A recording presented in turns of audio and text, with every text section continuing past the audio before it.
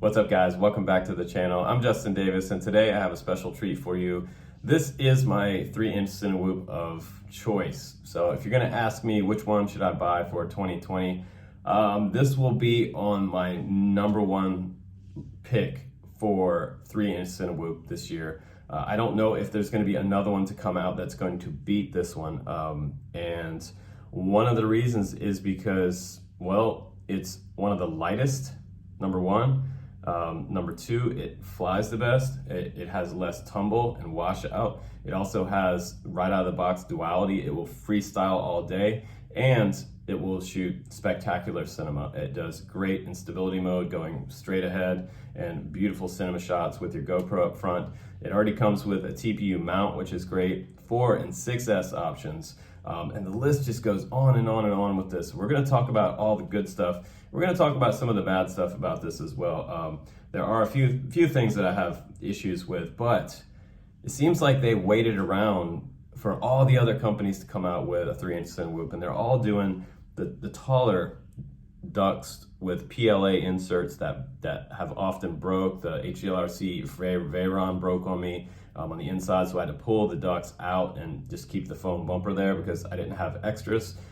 These are TPU right out of the gate, and they're shorter, so that does a couple different things for us here. So it gives us a better freestyle capability, and it's quieter than all the rest of the 3-inch Cinewhoops with the foam bumpers out there. It's quieter than the Taycan, the Green Hornet, the Bumblebee, the Veyron, and these are made into one piece on one side, so you're just going to pull off one side if you had to replace this, but very much like the Squirt, but shorter TPU ducts. So very nice, quieter, and freestyles better. So right out of the gate, we have duality with this quad, and it's also about the same price. But what I really like about it is the fact that all the flying that I did with this quad, it would pretty much do anything that I wanted to do. It flies really smooth.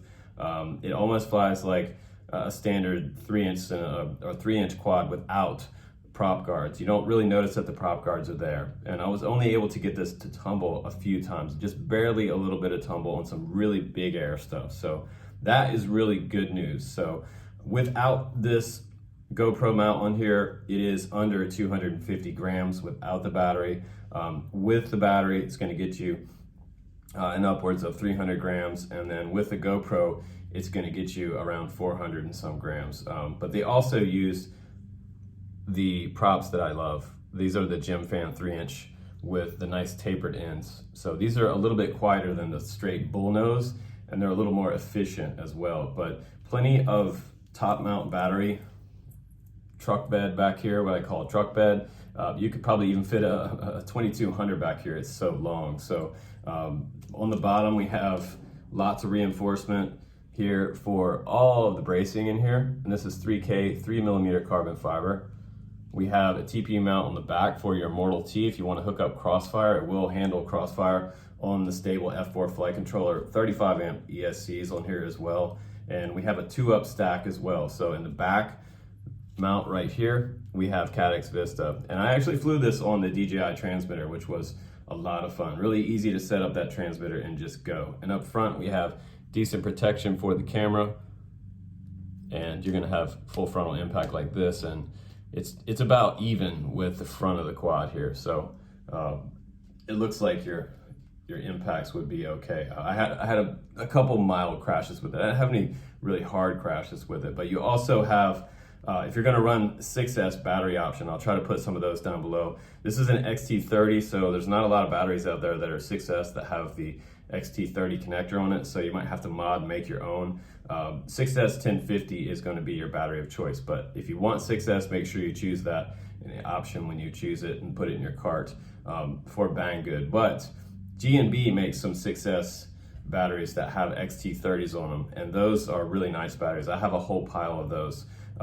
Mine's a 4S version, so I wasn't able to fly those on this one, but I think that if you want to do crazy freestyle with a Cinewhoop and do cinema, you're gonna want to get the 6S version. If you just want to do mild freestyle, go for the 4S version. It doesn't matter. And the 6S version might actually give you a little bit longer flight time, but top quality is GEP RC, and I've been waiting for them. It seems like forever to come out with their Cinewhoop, and I think they sat back and they waited for everybody else to do their thing. They've already had a whole line of successful smaller Cinewhoops like the Cine King, the Queen, the Cine Style, and that little tiny Cine I one, that's the tiny whoop style. But here we are with the 3-inch, and they came out different. They didn't do the foam bumpers. They did shorter bumpers, and I think that this is the way to go. These are much smaller prop guards on here, and it performs way better and it's quieter. So I think they're gonna have a home run with this one. This is one of those ones that you can buy and not have to worry about quality control or worry about it flying weird. So this one is able to do everything, which is what I've been waiting for from all these companies. So this is the #1 pick for Cinewhoop this year. This one is a home run. So good job, Gep RC. Let's go ahead now and let's put the GoPro on there, and let's go out and do some cinema flying and some freestyle. And then after that, we'll come back and we'll talk about the pros and cons about the new CineGo. Here we go.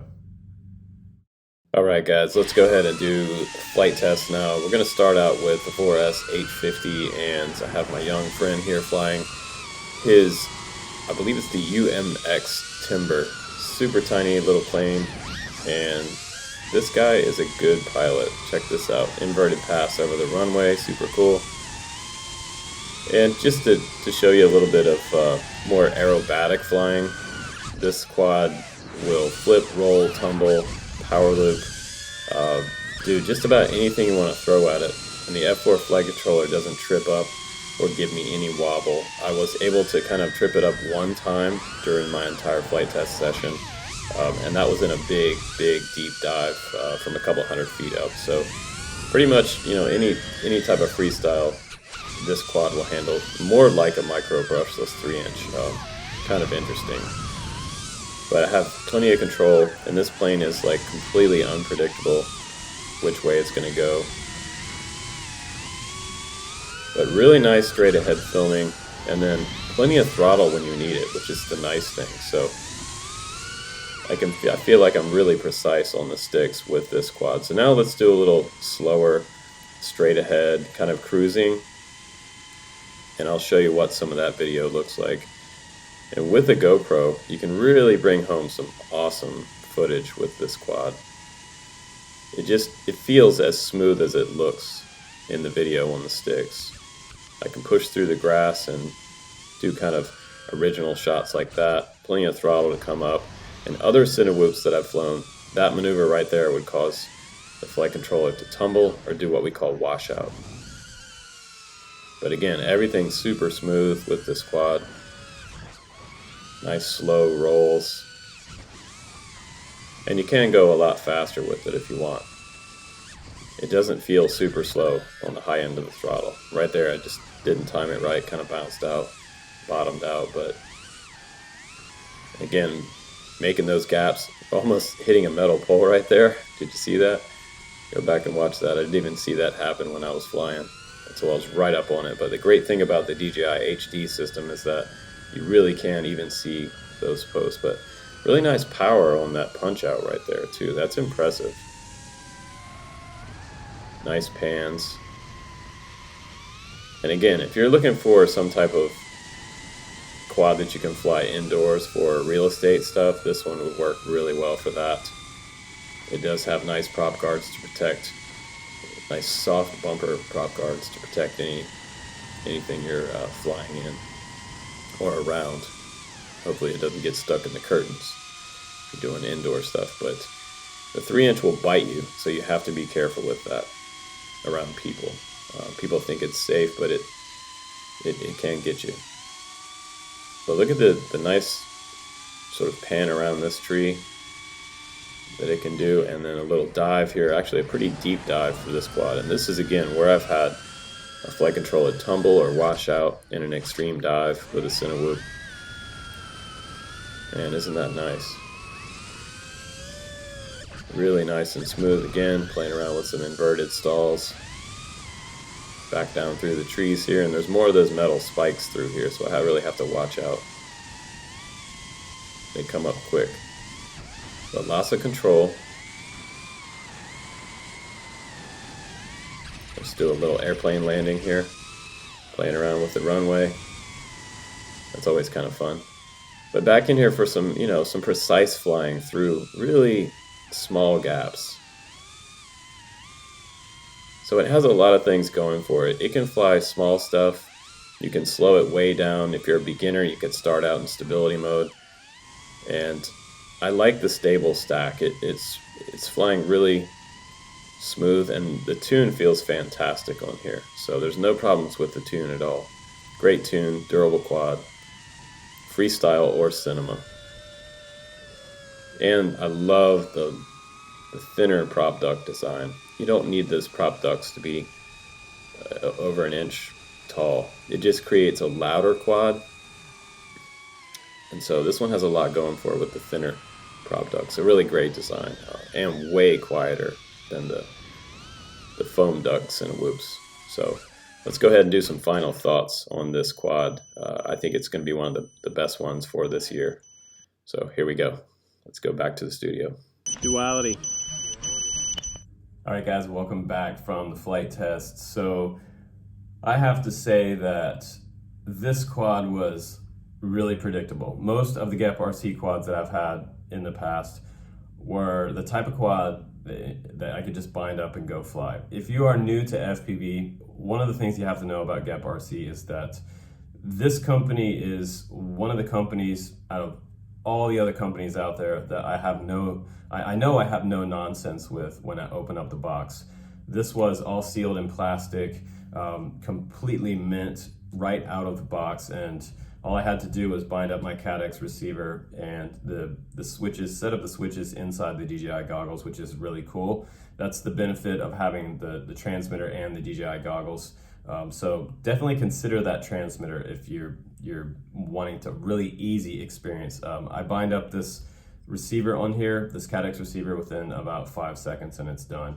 Also, it has great penetration on here, better than a lot of my Taranis XM Plus receivers, which I've been using for years. So really good penetration. It makes it through thick sections of trees without fail-safing.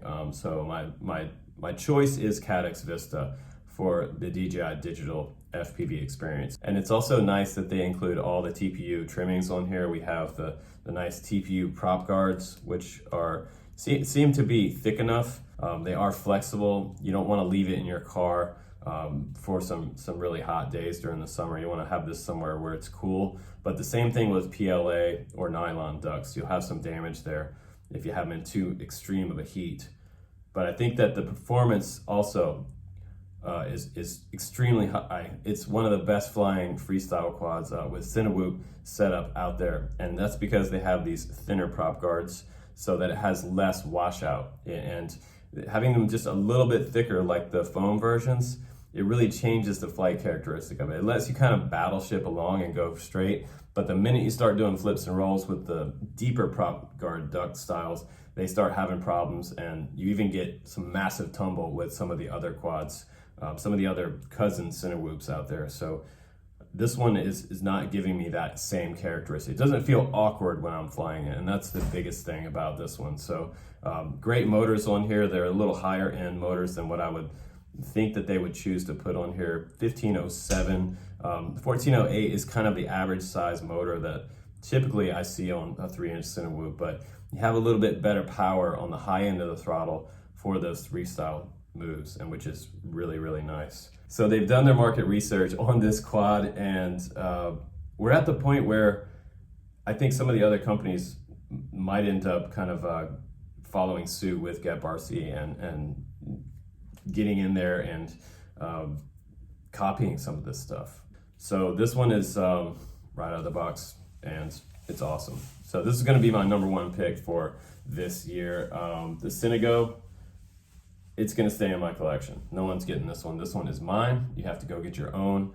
I'll put the link down below so you guys can check out the specs and all the good stuff. 4S, 6S versions ready to go from Gep. And as usual, this is a banger. So I'm Justin Davis, guys. Take care, and I will see you on the next one. Thanks for hanging out and watching this one fly. Take care. Stay safe.